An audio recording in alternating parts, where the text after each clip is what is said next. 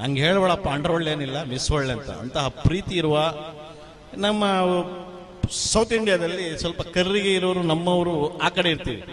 ಬೆಳ್ಳಗಿರೋರು ಚೆನ್ನಾಗಿರೋರು ಎಲ್ಲಾದ್ರೂ ಕಾಣಬೇಕಂದ್ರೆ ನಿಮ್ಮ ಮಂಗಳೂರು ಕಡೆ ಎಷ್ಟು ಸುಂದರವಾಗಿರ್ತಾರೆ ನೋಡಿ, ಬೆಳ್ಳಗೆ.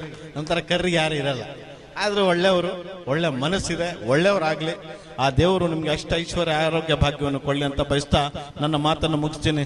ಜೈ ಹಿಂದ್, ಜೈ ಕರ್ನಾಟಕ. ಮತ್ತು ಜೋರಾದ ಚಪ್ಪಾಳೆ ಬರಲಿ. ಕಾರ್ಯಕ್ರಮಕ್ಕೆ ಆಗಮಿಸಿ ಹುರಿದುಂಬಿಸುವ ಮಾತುಗಳನ್ನು ಆಡಿದ್ರು. ಸರ್, ನಿಮ್ಮ ಮಾತುಗಳಿಂದ ಒಂದು ಪಾಯಿಂಟ್ ಅನ್ನ ತೆಗೆದುಕೊಳ್ತೇನೆ. ನೀವು ಇಡೀ ದೇಶವನ್ನ ಸುತ್ತಿದವರು.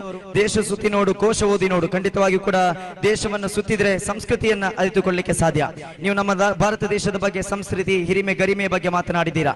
ನಮ್ಮ ಭಾರತ ದೇಶದ ಬಗ್ಗೆ ನಮಗೆ ಹೆಮ್ಮೆ ಇದೆ.